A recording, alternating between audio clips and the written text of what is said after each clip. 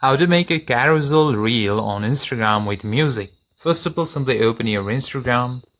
Now after you open your Instagram, simply swipe side to go to the story or reel section. Now scroll side and tap on reel. Then tap on the photos or medias option at the small logo, and once you tap on it, you can select images. Now select multiple images that you want to upload and then tap on next, and your carousel will be created.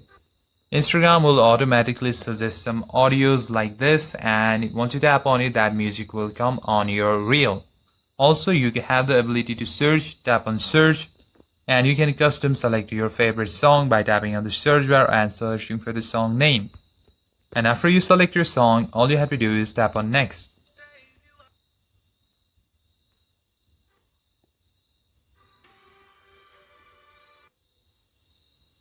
Now, after editing your caption, hashtags, and location, other all features that you want to add later, tap on next and your reel will be posted.